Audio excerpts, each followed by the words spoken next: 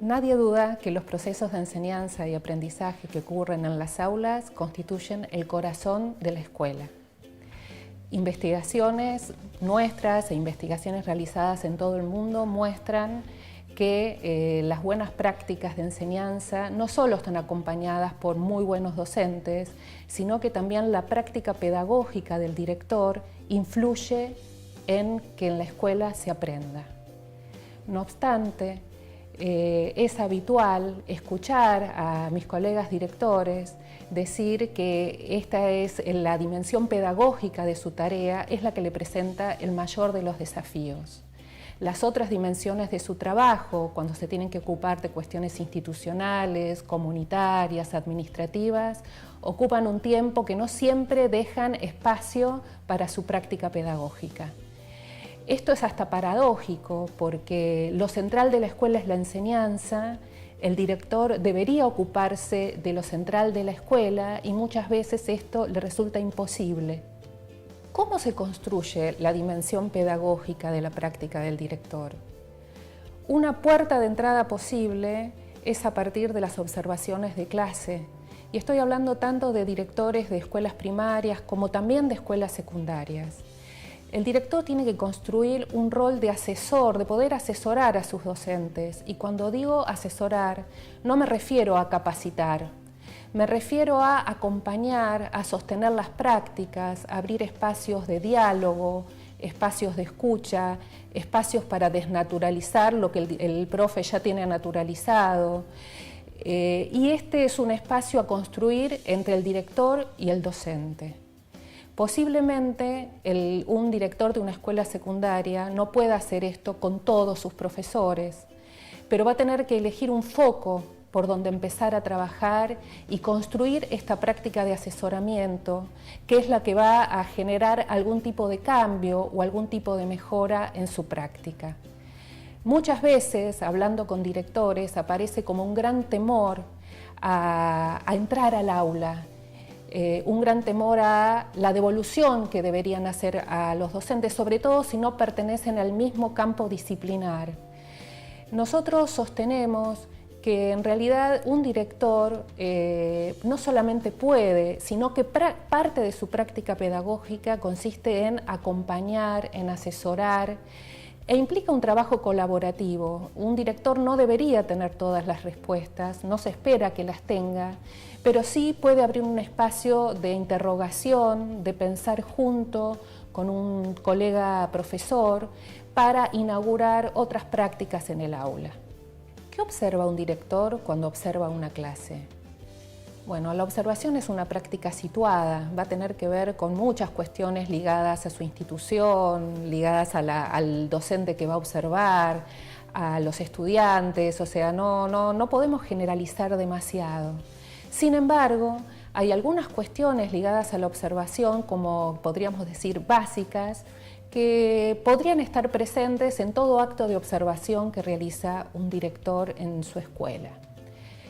Por ejemplo, en primer lugar, observar qué ocurre con el contenido de la enseñanza. Nosotros sabemos que cada acto pedagógico incluye un docente, alumnos y cierto contenido a enseñar. Respecto de ese contenido, la información que circula en el aula tiene que ser clara. Ese es un requisito. Esto no quiere decir que la clase comience con información clara, porque tal vez comienza con una pregunta y recién al final de la clase se llega a aclarar el enigma. Pero lo que quiere decir es que en algún momento de la clase tiene que quedar claro para los estudiantes qué se estuvo aprendiendo, qué se estuvo enseñando, sobre qué trató la clase. En nuestras investigaciones, muchas veces, cuando termina una clase, les preguntamos a los estudiantes, bueno, ¿y qué aprendiste hoy? ¿O qué te enseñaron? Y no nos pueden responder. O no saben bien de qué fue la clase. Esta cuestión de la información clara, no solamente respecto del contenido, sino también información clara acerca de lo que se le pide al estudiante que haga durante la clase. Parece una cuestión del sentido común, tal vez lo sea, pero no siempre la información clara está presente en una clase y sería una cuestión que el director debería observar. Un segundo elemento sobre el que el director podría preguntarse cuando observa una clase es acerca del sentido que tienen esos contenidos que se están enseñando para los estudiantes. Últimamente escuchamos a menudo hablar a los chicos acerca del sinsentido de lo que me enseñan en la escuela. Me aburro, no me gusta lo que me enseñan, no lo entiendo, no entiendo para qué estoy aprendiendo esto, para qué me lo están enseñando. Es un aspecto ligado a la motivación del estudiante. Aquello que se enseña debería tener alguna ligazón con sus intereses, con la vida de los jóvenes, con cuestiones relacionadas con el afuera de la escuela. No siempre en la escuela ocurre esto, no siempre en las clases hay una referencia a algo que le otorgue sentido a lo que se enseña. Esa es una responsabilidad del docente. Sabemos que el docente tiene un mandato curricular que cumplir. El currículum es ley dentro de la escuela. Hay algo que un docente de una escuela de gestión estatal o de gestión privada tiene que enseñar en determinado momento. Sin embargo, también el docente tiene espacios de libertad para planificar, pensando en sus alumnos, pensando en su grupo, pensando en el contexto.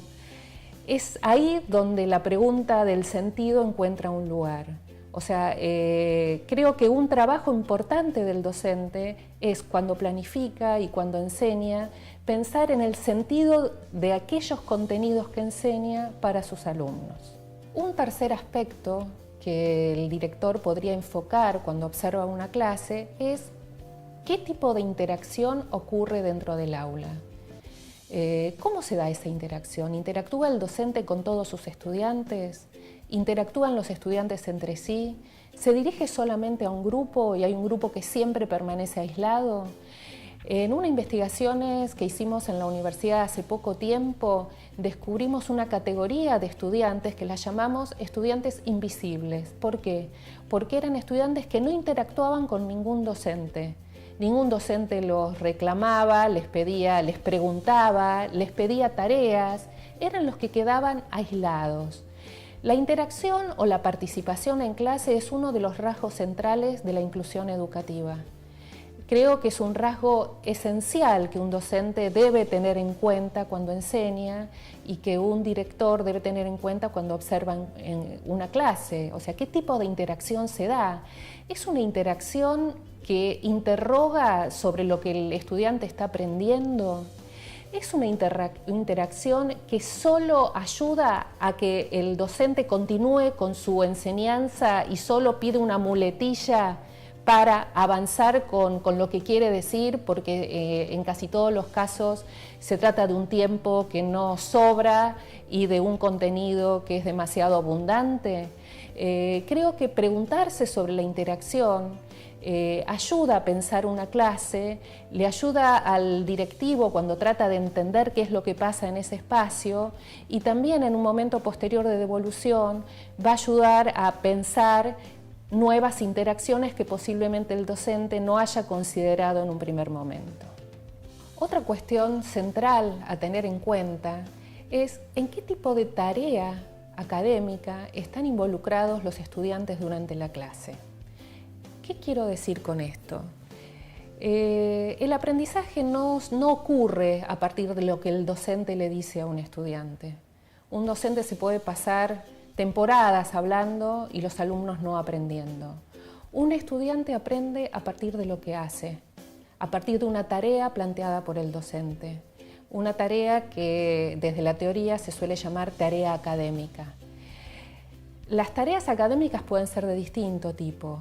Y en general se categorizan en tareas de alta demanda cognitiva, por ejemplo, una resolución de un problema. Si un alumno está implicado durante el tiempo de clase en la resolución de un problema que le implique recurrir a contenidos nuevos para poder resolverlo, es una tarea muy interesante y muy fructífera. Una tarea académica puede ser una tarea de copia, que lamentablemente es habitual en las aulas. Otro tipo de tareas pueden ser las tareas rutinarias, que son aquellas tareas repetitivas, que muchas veces hasta ni tienen demasiado sentido para el estudiante y que en realidad suelen ocupar el tiempo de clase sin obtener a partir de eso un resultado interesante.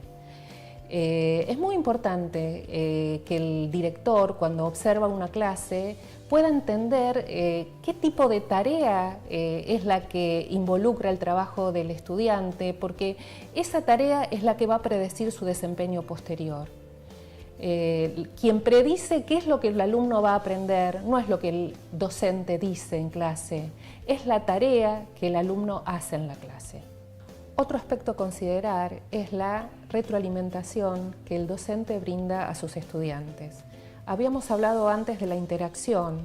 Muchas veces esa interacción tiene como propósito que el docente haga devoluciones a los jóvenes, a los chicos, acerca de lo que van aprendiendo. Estas devoluciones son esenciales.